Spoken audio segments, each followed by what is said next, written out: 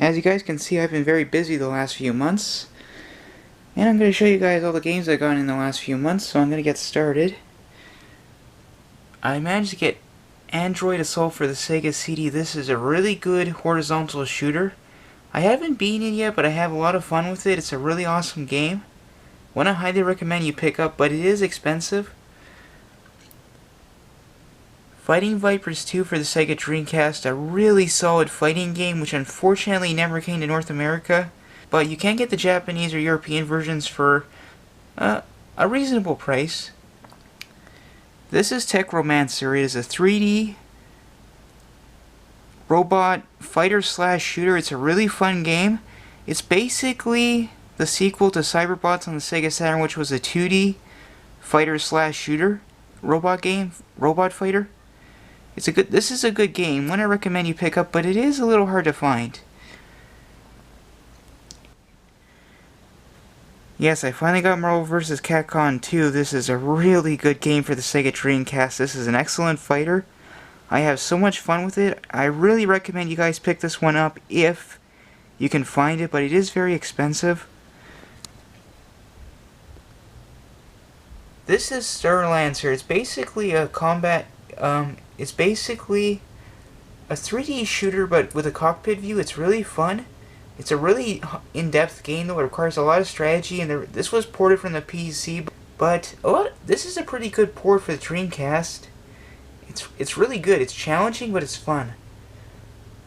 I finally picked up Rister for the Sega Genesis. This is basically another platformer which was considered to be was going to be the successor mascot to Sonic. It's a fun game, but it's challenging. This one can be hard to find because it didn't sell that well. It kind of went overlooked because the Sega Saturn was coming out not too long after this.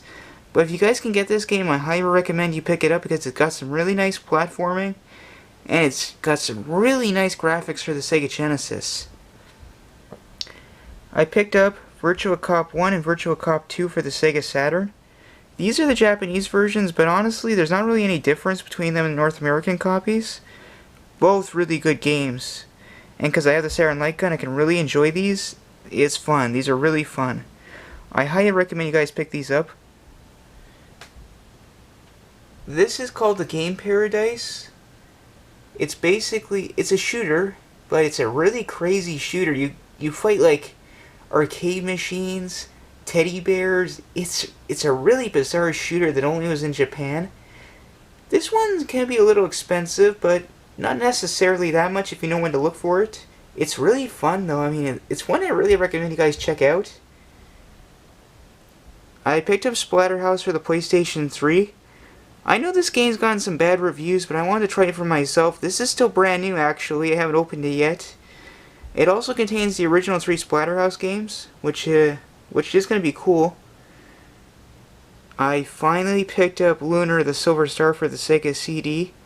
I've only had a little bit of time to play with it because RPGs require a lot of gameplay time. And no, if you're asking, I did not pay the sticker price. I got it for actually a decent price. This is a good game and one I highly recommend you pick up if you can find it for a good price, which is not easy. Okay, this is the second custom robo game for the N64. It's called Custom Robo V2. It's called Custom Robo V2. It's basically like a sequel slash revision. It has its own, it's got more an expanded story. I don't know all the details. I have both of the ones for the N64. Unfortunately, these versions never came to North America, so they haven't been translated, unlike the GameCube version and the DS versions. But it looks like a good game and one I recommend you pick up if you're going to get imports for the N64. This is Gunbird for the Sega Saturn. This is another solid shooter. It's hard, but it's got some nice graphics and it's really fun and unique. This is Virtua Fighter Kids. This is basically a kid's version of Virtua Fighter 2, but it plays really fast. It's really fun. It's crazy, but it's fun. I got Tomb Raider Chronicles for the Sega Dreamcast. This is still brand new and sealed. I haven't had time to open it yet, honestly, but I got it for a really good price, as you guys can see. Actually, I don't know if I paid that much or if I paid a little less. Maybe it was that much. I finally got a copy of Guardian Heroes for the Sega Saturn. Now, it's not the US copy, but I will say this. Even though there is a language barrier, the main gameplay is not affected by this, because all you have to do is basically swing your sword and do battle. You just can't really understand what the story is, because it's in Japanese. Honestly, well, it sucks that you can't understand the story, but the gameplay more than makes up for it. And the price difference it's significant. Like, I only paid like 40 bucks for this instead of like 100 for the English copy, so to each his own. But I recommend, if you guys just want to play the game, maybe go for the Japanese copy because it is cheaper. Dead or Alive for the Sega Saturn. Now, this is a really solid 3D fighter, and the Sega Saturn version is arguably the best version of the game, but this one did not come to North America for some reason. I don't know why, but it's a good fighter. And I recommend you guys pick it up. I finally got my hands on Gunbird 2 for the Sega Dreamcast. This is the sequel to Gunbird on the Sega Saturn.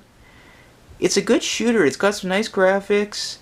It's really, really hard though. I still can't beat this. Like, I can beat this with a friend on 2-player mode, but single player I still can't beat this, but it is fun.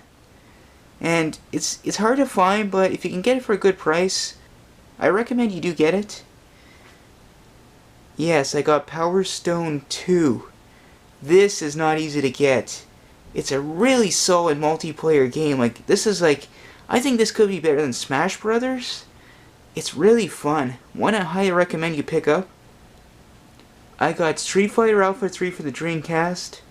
Yes, I know the Dreamcast version is not the best version. Like, I know the Sega Saturn version is considered the best, but this version's pretty good. It looks pretty good to me and it plays pretty good.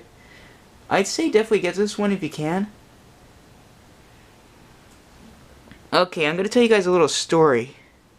The 3 games you see right here are all Dreamcast, but here's the catch. They are actually all brand new, but here's the problem. I already opened 2 of these because I actually already did this video, but I lost the video somehow. I was replacing my operating system and I think this video got lost in the process. I don't know how it happened. Bangai-O was brand new and sealed, and so was Alien Front Online, but unfortunately I did open them. But if you guys want some proof, I guess I could show you guys the eBay listings. Anyway, Bangai-O it's a really unique shooter. It's kind of like an open world shooter. It's really cool. This is the PAL version, but in the future, if I have a chance, I'm going to try and get the US copy. It's just not easy to get. But this is a really fun game, but it's really challenging. But if you can get this one, either the PAL version, the Japanese, or the North American, go for it. Alien Front Online. This is a really cool arcade-style shooter combat game. You can either play as aliens or the army, and you fight against either the aliens or the humans. It's really cool. I highly recommend you guys get this one. This game has some really cool online modes, but unfortunately they don't work anymore. But if you guys can get this one, I highly recommend it. Okay, this is Bang Gunship Elite. This is another cockpit shooter. I was waiting for this one to show up. Again, it's brand new and sealed, and I'm really looking forward to trying this one. I've seen video of this, and it looks like it has some really nice graphics. Some people say the controls are not the best they could be, but I'm going to judge that for myself. And what's nice, guys, is this was actually released by Ubisoft. So there's a good chance I'm going to do a full gameplay of this on my primary YouTube channel. Because I've already told you guys, but I'm starting up a second YouTube channel for gaming. But this game will probably appear on my primary channel because it's by Ubisoft, who is open to letting people do Let's Plays. This is Enemy Zero. This is the Japanese version. It's basically one of the only horror survival games for the Sega Saturn. Now, honestly, I'm trying to get either an English or European version because it's actually really hard to play the Japanese version. But it's not impossible. But this game, the reason I'm even mentioning it is this game was one of the games that really had some impressive draw distance for the Saturn and has some nice graphics. But this game is hard. This game's got a very big legend of being a very hard game. I finally got Sonic & Knuckles. Now, this cartridge is just a cartridge. I don't have a complete in-box version, but maybe eventually. I got Dr. Robotnik's Mean Bean Machine. I haven't played this one much, but I will admit, it's fun.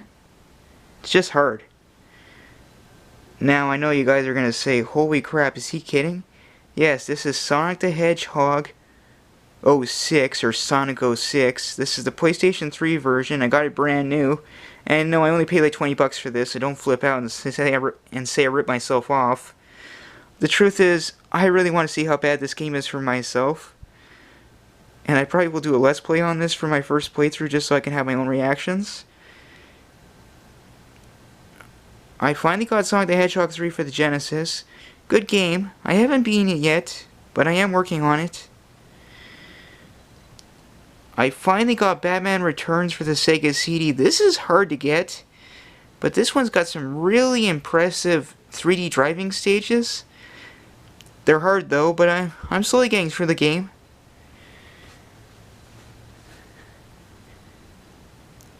Yes, I got Splatterhouse 2 and Splatterhouse 3.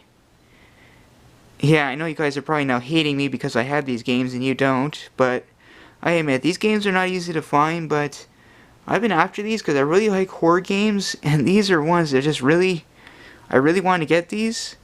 Now, unfortunately, they don't have their manuals, but at least they both have their boxes. I will admit, though, these were expensive games, but I'm having a lot of fun with them, but they are very challenging. This is called Robo LSD for the Sega CD. This is another shooter. This is a vertical shooter. It's hard as hell. I can't even get past the first stage yet, but it's a really good game. If you guys can get this for a good price, then I highly recommend you guys pick this one up. I have House of the Dead 2 and 3 Returns for the Wii. This is still brand new and sealed. I haven't opened it yet, though I really want to try the motion control versions of these games. Though I actually already have House of the Dead 3 on the PlayStation 3, but it is going to be curious to see how this version holds up against the PlayStation 3 version. I got Smash Brothers Brawl for the Wii. I got this because my birthday was last week and I had a bunch of friends coming over. Really fun game. This was brand new, but again, it's been open unfortunately. But really fun game. Really solid game. One I highly recommend you pick up. Anyway guys, that's all the games I picked up in the last little while. I'm probably going to have one more video to do these games in the next week or two because I'm going to be getting a few more games and I'm waiting on a few to show up. I just want to show you guys the new additions to my collection. I will talk to you guys later. This is the Entertainment Wizard, signing off.